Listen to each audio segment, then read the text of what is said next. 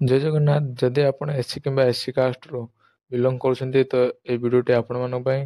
तो आज रे वीडियो रे मु आपण मानकू पूरा डिटेल्स रे कहबी कि आपण माने किभली कास्ट सर्टिफिकेट ऑनलाइन रे अप्लाई करिवे। प्रथमे मोबाइल बा लैपटॉप रे ब्राउजर ओपन करी टाइप करंतु e-district.odisha.gov.in। तो वेबसाइट टी ओपन होला परे ऊपर थिबा लॉगिन बटन को क्लिक करंतु। जदि अकाउंट अछि डायरेक्ट लॉगिन करंतु, नछन जदि अकाउंट नाही ताले न्यू यूजर रजिस्ट्रेशन रे क्लिक करी रजिस्ट्रेशन कंप्लीट करंतु। तो रजिस्ट्रेशन टाइम रे मन रखंतु आपनकर Aadhaar card, mobile number, mail ID एवं पासवर्ड सबू को फिलअप करी ओटीपी वेरीफाई करी अकाउंट को क्रिएट करंतु। तो तापर देखंतु अकाउंट लॉगिन कला परे एभली अपन डैशबोर्ड देखियो मिलिबो।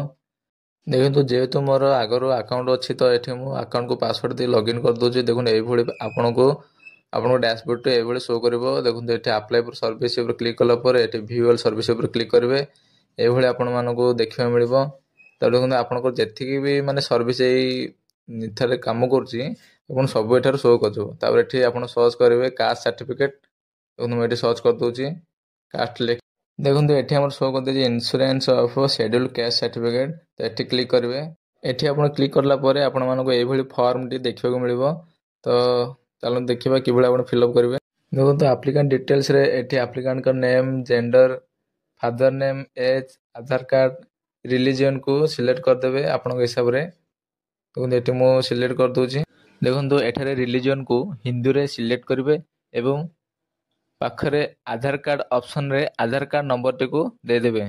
तापरे एठी पेरेंट डिटेल्स रे आपनको फादर नेम एवं मदर नेम को सठिक भाव में फिलअप कर देबे।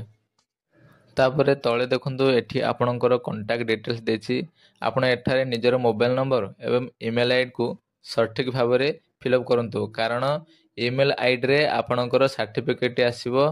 तो दयाकरी सठिक भाव में फिलअप करबो। तापर तळे देखंतु प्रेजेंट एड्रेस डिटेल्स रे आपण निजर डिस्ट्रिक्ट को सिलेक्ट करि परिबे। तापर आपणकर सब डिवीजन जहाँ भी अछि सेटा सिलेक्ट करिवे। तापर देखंतु तहसील को सिलेक्ट कर देबे। तापरे आपणकर विलेज टी जहाँ भी अछि आपण सिलेक्ट कर देबे। तापर एथि देखंतु आपणकर आरआई टी ऑटोमेटिक पळे आछो, नै तो आपण आरआई टी सिलेक्ट करिवे। जदि आपणकर विलेज ना टी एठी शो करनी ताले आपण माने कोन करबे ना एठी नॉट विलेज एठी जो आपणकर टिक मार्क टी देछि आपण एठी टिक करिकि नॉट फ्रॉम विलेज लिस्ट रे क्लिक करी आपण दे परिबे आपनको विलेज को टाइप करबे। देखंतु एठारे हाउस नंबर बा स्ट्रीट नेम ऑप्शन रे आपण निजर घर नंबर किंबा गां नाटी को दे परिबे। तापर निजर पोस्ट ऑफिस एवं पुलिस स्टेशन को आपण हिसाब रे सिलेक्ट करिवे। तापर तळे एठी एरिया पिन कोड रे आपनको आपनकर एरिया रे पिन कोड टी को देबा पड़िबो। तापर तळे देखंतु एठी सबमिट डिटेल्स रे यस करिवे। जदि आपनकर 18 वर्ष हेनी ताले आपण नो करिके आपनकर बापाଙ୍କ नाटी को दे परिबे। तापर एठी एप्लिकेंट कर पासपोर्ट को दबा पड़िबो जहा कि 250 केबी रु कम होइथिबो।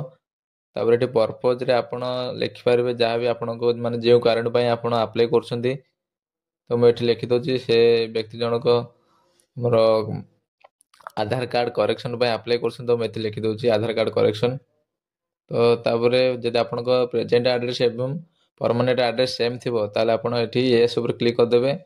तापर एठी मु देखंतु मोर एठी विलेज नेम टी शो करनी, तो मैं एठी विलेज नॉट इन लिस्ट ऊपर क्लिक कर दोछि। एठी हमर विलेज नेम टू लिखि दोछि।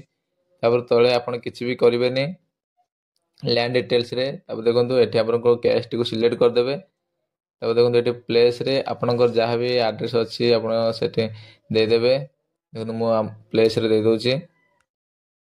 प्लेस टी दे साला पर एठी आई ग्रुप रे क्लिक करके एठी आपनको कैप्चा कोड को फिल अप कर देबे सठी भाव रे। देखो एठी कैप्चा कोड टी फिल अप कर साला परे आपण एठी भलो भाबर चेक कर देबे। तापर एठी सबमिट ऊपर क्लिक कर देबे। देखो किछ समय प्रोसेसिंग हबो। प्रोसेसिंग हला परे किछ एई भली देखियो मिलिबो। देखो एठारे आपण चाहिले किछ भी एडिट करि परिबे, नै तो एठी अटैच एनेक्स ऊपर क्लिक करिवे। अटैच एनेक्स ऊपर क्लिक कर साला परे आपनको एठारे डॉक्यूमेंट देबा पई कहइबो। चलंतु आपण एठारे कोन सब डॉक्यूमेंट देबे। जदि आपणकर घर पट्टाटी आपणकर जेजेबापा को नार अछि ताहले तेबे आपण से जमी पट्टा सहित आपणकर बापांकर आधार कार्ड एवं आपणकर आधार कार्ड टी को गोटे पीडीएफ रे रखिबे। जदि आपणकर घर रो पट्टाटी निजर गोसी जेजेबापा नार अछि ताहले आपण गोटे कोड एफिडेविट टी दरकार पड़िबो। ସେ କୋଡ୍ ଆପଟି କେଉଁଠୁ ଆଣିବେ ନା ନିଜର ଏରିଆର ଓକିଲ ସହ କଥା ହେଇ ଆପଣ କରିପାରିବେ। ସିଲେକ୍ଟ କରିଦେଉଛି। ଯଦି ଆପଣ ସେ ଡକ୍ୟୁମେଣ୍ଟ ଗୁଡ଼ିକୁ ନୋଟ୍ କରିବାକୁ ଚାହୁଁଛନ୍ତି ତ ତାହେଲେ ମୁଁ ତଳେ ଡେସ୍କ୍ରିପସନରେ ଲିଙ୍କ କରିଦେଇ ଦେଇଛି। ଆପଣମାନେ ଚାହିଁଲେ ଚେକ୍ କରିପାରିବେ କ'ଣ କ'ଣ ସବୁ ଡକ୍ୟୁମେଣ୍ଟ ଦରକାର।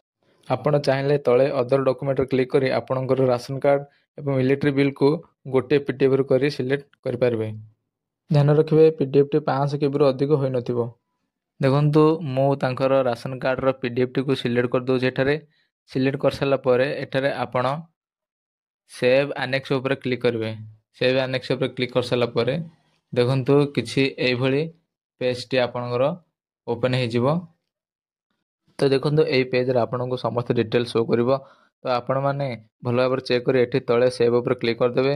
ତ କ୍ଲିକ୍ କରିସାରିଲା ପରେ ଆପଣଙ୍କର ସମ୍ପୂର୍ଣ୍ଣ ଭାବେ ସାର୍ଟିଫିକେଟଟି ବା କେସ୍ ସାର୍ଟିଫିକେଟ ଆପଣଙ୍କର ଆପ୍ଲାଏ ହେଇଯିବ। ଭିଡ଼ିଓଟି ଭଲ ଲାଗିଥିଲେ ଭିଡ଼ିଓକୁ ଗୋଟେ ଲାଇକ୍ କରିଦେବେ, ଚ୍ୟାନେଲକୁ ସବସ୍କ୍ରାଇବ୍ କରିଦେବେ ଏବଂ ସାଇଡ଼ରେ ଥିବା ଘଣ୍ଟି ବଟନକୁ ଅନ୍ କରି ଅଲ୍ ନୋଟିଫିକେସନରେ କ୍ଲିକ୍ କରିଦେବେ, ଯାହାଫଳରେ କି ମୁଁ ଯାହା ବି ଭିଡ଼ିଓ ଆଣିବି ଆପଣମାନେ ପ୍ରଥମେ ଦେଖିପାରିବେ। ନେକ୍ସଟ ପାର୍ଟରେ କେଉଁ ଭିଡ଼ିଓଟି ଅପଲୋଡ଼ କରିବି କମେଣ୍ଟରୁ କୁହନ୍ତୁ। ତ ତା ପୂର୍ବରୁ ଏଇ ପିଡିଏଫ୍ଟି ଆପଣ ପ୍ରିଣ୍ଟ କରି ବା ସେଭ୍ କରି ରଖିପାରିବେ।